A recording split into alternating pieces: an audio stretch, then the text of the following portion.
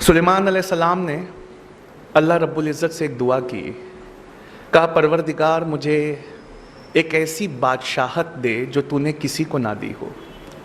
सुलेमान अलैहिस्सलाम ने यह दुआ की, अल्लाह रब्बुल इज़्ज़त मुझे ऐसी बादशाहत, ऐसी शहनशाहत दे कि तूने जो किसी को ना दी हो। अल्लाह रब्बुल इज़्ज़त ने जिब्राइल अमीन के हाथ से उनके लिए एक इम्तिहान भेजा। जिब्राइल अमीन ने उनके सामने 3 चीज़ें लाकर रख दी और सुलेमान अलैहिस्सलाम से कहा कि इसमें से एक ऐसी है जो अल्लाह ने सिर्फ़ आपके लिए चुनी हुई है।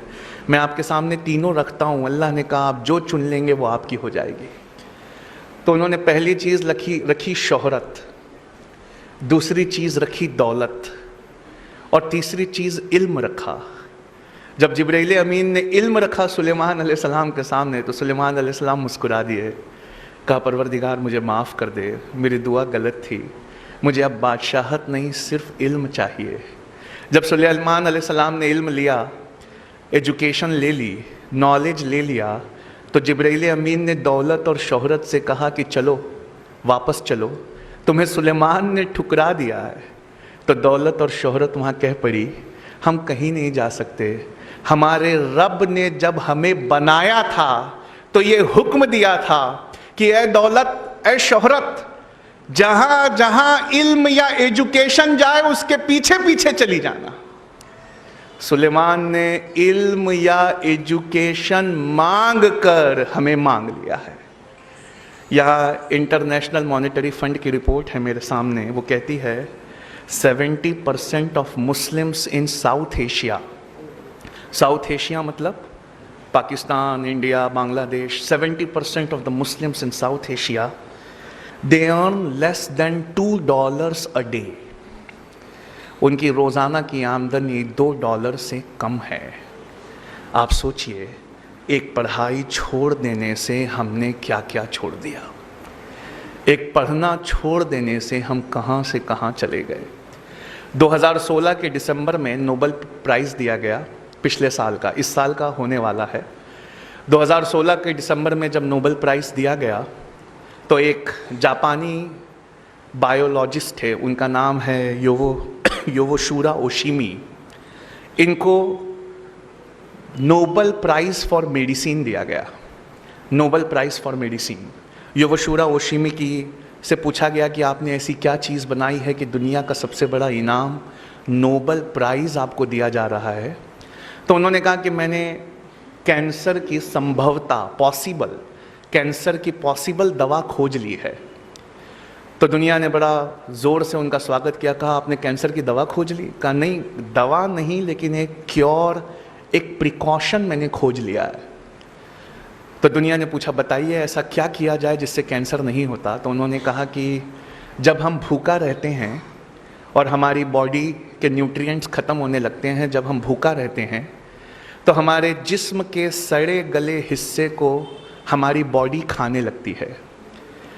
जिस्म के सड़े गले हिस्से को हमारी बॉडी खाने लगती है।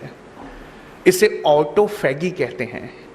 अगर आप चाहते हैं कि आपके जिस्म के अंदर के गलीच हिस्सों को, सड़े गले हिस्सों को आपका जिस्म खा ले, तो आपको भूखा रहना चाहिए। ये खोज मैंने की है।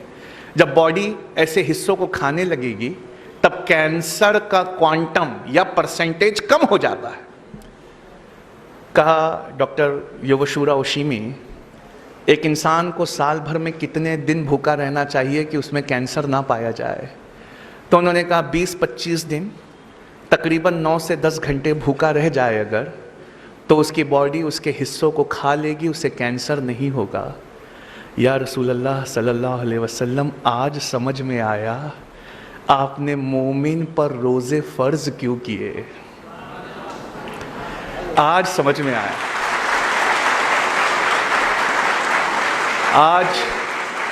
आज ये बात समझ में आई कि क्यों कुरान ने कहा कि रोज़े ना छोड़ना। हम तो इसलिए रोज़े रखते हैं क्योंकि हमारे अल्लाह का हुक्म है।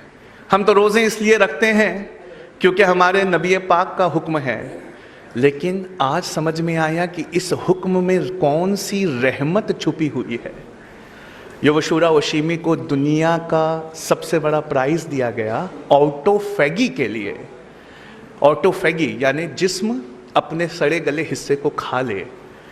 आज से 1438 साल पहले कोई ये हमें दे गया, बस हमारा नज़रिया कुछ और था, हमने उसे दीनी पढ़ाई कहकर ठुकरा दिया। एक जापानी उठा, उसने उस पर रिसर्च की, उसने उसे दुनियावी पढ़ाई से मिलाकर देखा। आज दुनिया ने उसे दुनिया का सबसे बड़ा प्राइज़, नोबेल प्राइज़ दे दिया। ऐ बच्चों, तुम क्यों नहीं पढ़ते? तुम क्यों नहीं कोई चीज़ को रिसर्च की तरह लेते? तुम क्यों नहीं कोई चीज़ को उस तरह देखते जिस तरह देखे जाने का हुक्म है? अल्लाह रब्बुल इज़्ज़त कुरान में फरमाता है, तुम गौर क्यों नहीं करते कि अल्लाह ने ये कायनात कैसे बनाई है? हम में से कितने हैं जिसने ये गौर किया? मेरा ज्योग्राफी का क्लास होता है दिल्ली में, वहाँ मैं रॉजर बेकन को हमेशा कोट करता हूँ। सर रॉजर बेकन ये एक बहुत बड़े साइंटिस्ट थे, 12th सेंचुरी के, यूरोप के फादर ऑफ साइंस कहा जाता है इन्हें। इन्होंने साइंटिफिक रिवॉल्यूशन लाया था यूरोप में। अब मैं इनका एक बहुत प्यारी चीज़ आपको सुनाता हूँ। सर रॉजर बेकन कहते हैं, बेशक थोड़ा साइंस और थोड़ी फिलॉसफी हमें अल्लाह से दूर ले जाती है। थोड़ा साइंस और थोड़ी फिलॉसफी हमें ईश्वर या गॉड से वो दूर ले जाती है, पर बहुत सारा साइंस और बहुत सारी फिलॉसफी हमें खुदा के बेहद करीब ले आती है। अगर मैं आपसे पूछूं कि क्या अल्लाह है, तो आप में से अक्सर और बेशतर लोग कहेंगे हाँ है। पर अगर मैं आपसे दूसरा सवाल करूं, उसका क्या सबूत है कि अल्लाह है, तो आप कहेंगे बहुत सारे लोग ये ईमान का मसला है, हमारा ईमान मजबूत है। लेकिन अगर कोई मुझसे पूछे कि अल्लाह है, इसका क्या सबूत है, तो मैं कहूँ कि ये सबूत तो इसी टेबल पे रखा हुआ है। कहा कैसे? 7th स्टैंडर्ड में टीचरों ने पढ़ाया था साइंस की क्लास में, 7th ग्रेड में, ऑक्सीजन सपोर्ट्स बर्निंग। ऑक्सीजन जलाने में मदद करता है। आपने वो एक्सपेरिमेंट किया है ना, कैंडल वाला? एक कैंडल को रखिए, आग लगाइए, उसके ऊपर कुछ ढक दीजिए, जब ऑक्सीजन ख़त्म होगा तो कैंडल भी बुझ जाएगी। तो ऑक्सीजन सपोर्ट्स बर्निंग। और नासा से पूछा कि कौन सा फ्यूल यूज़ करते हो अपने रॉकेट्स में, रॉकेट में ऐसी कौन सी चीज़ यूज़ करते हो कि रॉकेट आसमान में चला जाए? तो वो कहते हैं हाइड्रोजन। कहा hydrogen is the most combustible substance on earth. Hydrogen bomb भी दुनिया के सबसे ताकतवर बॉम्ब में से एक होता है। यानी एक अति ज्वलनशील है, एक जलता ऐसे है कि रॉकेट को ले जाए या पूरा का पूरा टाउन बर्बाद कर दे, हाइड्रोजन। और एक भड़काऊ है, ऑक्सीजन। एक जलाऊ है, एक भड़काऊ है। अल्लाह ने कहा कुन फयकून हो गया, H2O हो गए। दो भड़काऊ एक जलाऊ जब एक साथ आए तो बुझाने का काम कर रहे हैं। H2O क्या है? 2 हाइड्रोजन है, एक ऑक्सीजन है। क्या हमने कभी अपने पानी को इस नजरिए से देखा है? क्या हमने उसमें कभी अपने रब की रबूबियत को तलाश किया है?